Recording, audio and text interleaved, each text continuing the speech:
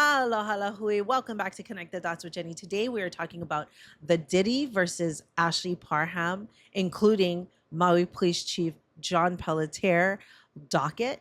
And I kind of put some pieces together and I wanted to share them with you. Okay. So follow along with me as we connect some dots and mainly about how, remember, they were just on August 20th ordered to have to serve all of the defendants. Otherwise, they run the risk of everything being dismissed. Okay.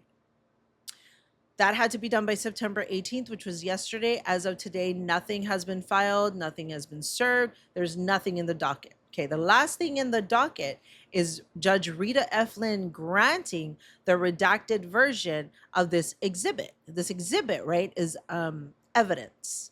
It's an exhibit that they're requesting to keep under seal so that the public can see it. The judge has granted that, but said that they just need to redact the pertinent information that they don't want shared with the public. But the rest essentially has to be available to the public. So when we get that back, we're going to be able to get a gist of what this evidence is. Now, that is the key.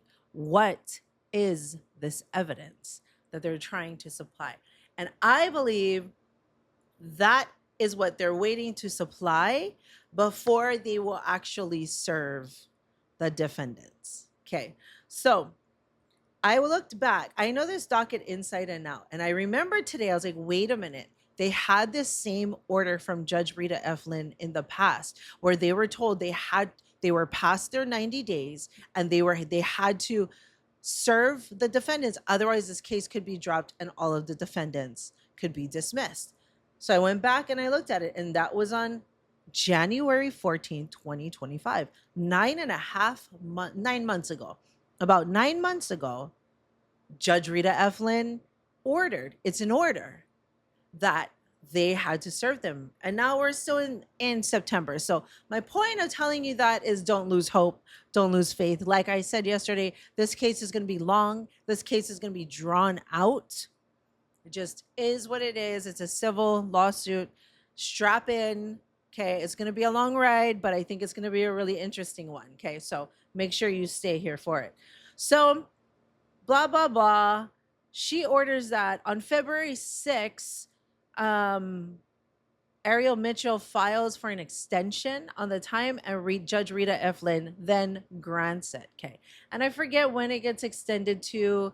It gets extended to something else. Oh, maybe it didn't. Never mind. There was no date as far as I can see. So now we fast forward, we move on, right? We had this summer, we had the hearing where Drewski tried to get himself dismissed and file sanctions against Ariel Mitchell and Sean Perez to have them pay for his lawyer fees and for the court. He asked for the court to fine them like a fee. He lost that. Judge denied his motions and his sanctions. A win for Ashley Parham and Ariel Mitchell. And then next we have the October 14th, okay, when Odell Beckham, who did exactly the same thing that Drewski did, filed his motions, his sanctions. He wants them to pay for his lawyers at $67,000 and wants to fine them for naming him in this disgusting lawsuit. That's the next court appearance in October 14th. Okay. This is my thought. This is my theory. There is something in that exhibit, evidence-wise, that is pertinent, one, for the court to know, and two, to add to the complaint before they serve the defendants. And I believe that her lawyers want the judge to know what this thing is, and that I believe it's very important. However, I think it's going to be graphic in some way, shape, or form, possibly, maybe. Or maybe it is just there's like medical information that ended up coming through. Maybe it's DNA evidence. I don't know. I'm not going to hold out because I haven't seen anything like that, any type of proof like that. I don't know if you remember, but in her original complaint and lawsuit, well, not the original, the amended one.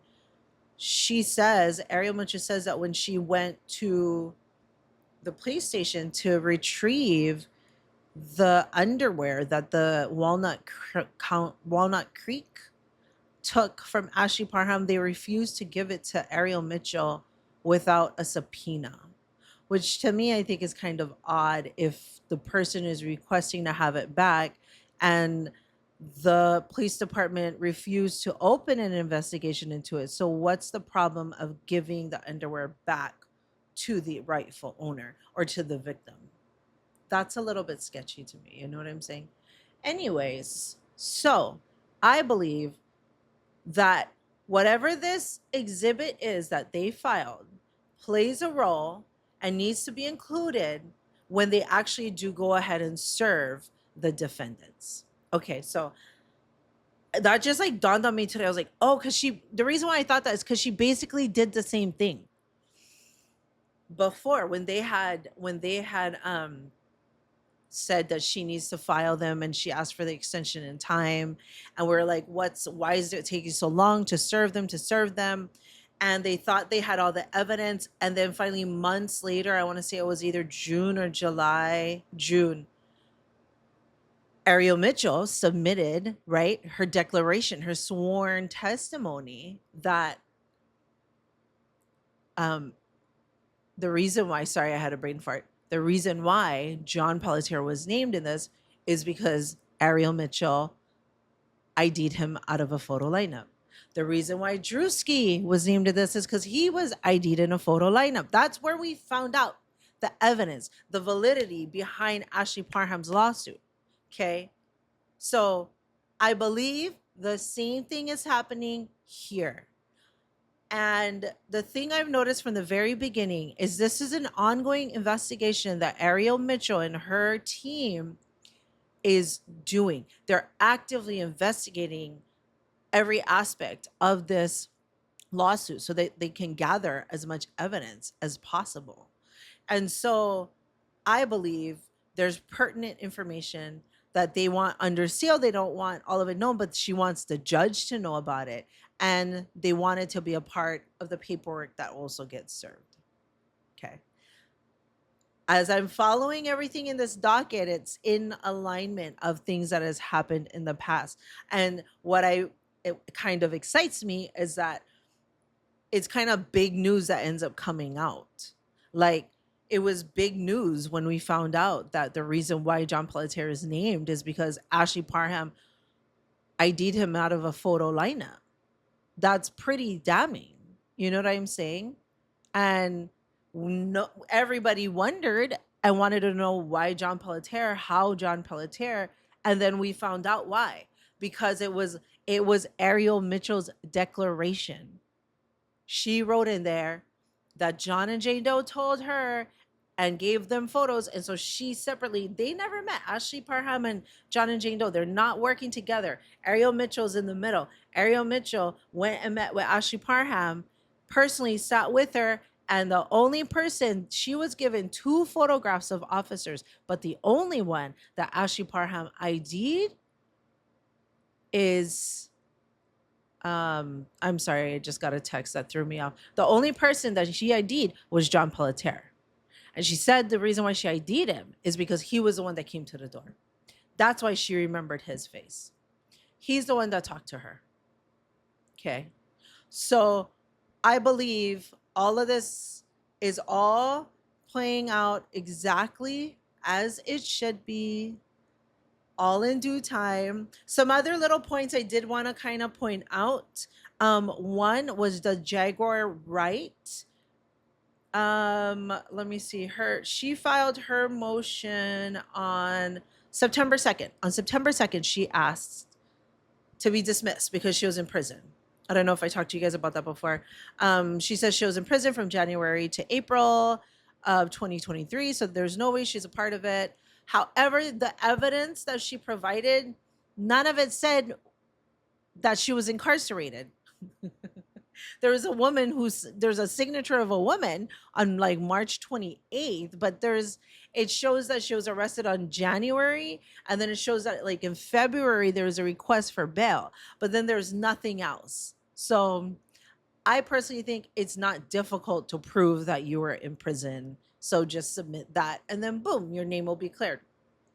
Odell Beckham Jr., he said he was at a club all night, and at the time he had a rental service, like a limo driver service. And that person who was his driver testifies that he was driving Odell Beckham the whole night, and they were out at the clubs until 4:30 in the morning. I don't think that's the strongest alibi I've ever heard. For one, you're out at the club. Okay, then there should be a lot of evidence. There should be camera footage at the club that you're at. You should probably have a credit card receipt to prove that, to prove you're there. Easy peasy. But also, I can't trust his driver because Odell Beckham is his employer. So I don't really trust you when the man you're speaking up for pays you money. And who's to say he's not paying you a lot of money to say that you were driving for him on that night? So I think his thing is there's a lot of holes in his story. Now, the last thing I really wanted to point up was Big Homie Cece. So I don't know if you guys remember Big Homie Cece. Sorry, my nose just got really itchy. Big Homie Cece was there, right? He was like bodyguard security for Diddy, and then they got into an argument in the lawsuit because Diddy was joking around that he's gotten away with worse crimes, like telling Ashley Parham if she does anything, like he's gotten away with worse crimes than this, insinuating that he killed Tupac. To which Big Homie CC got really upset about that, and then he was like started holding his gun, and they got into an altercation, and that's where the gunshots came from, and everybody dispersed, and that's how Ashley Parham was I was gonna say about, but that was the way that she was able to escape. Okay. Big Homie Cece, when Diddy was found not guilty of his major charges of RICO, I don't know if you remember or know this, Big Homie Cece moved to the UK. He said that he was done. He was gonna be out. He noticed that there's people after him and they're not gonna like him and blah blah blah. So what happens then? You know what I mean? He's out of the country. Is he they can't extradite him because this isn't a criminal case. This is just a civil lawsuit. So what happens? I don't know what happens. I'll probably just research it, but what happens from there? Does he get dismissed? I don't know. I'll have to look more into that. But yeah, so I don't see Big Homie CC having anything to do with this case. He definitely won't be served. He definitely won't be extradited.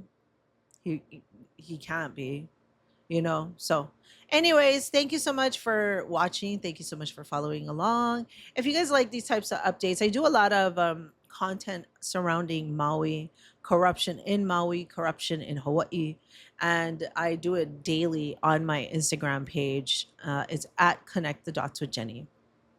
And then I'm trying to get better. I've committed to getting better and posting on YouTube more often, and being better to my commitment. So thank you so much. I hope you enjoyed this. If you did, go ahead and leave a like, leave a comment if there's anything you want me to talk about specifically, and subscribe and share. Thank you so much. I appreciate it. Have a wonderful weekend, guys. Aloha.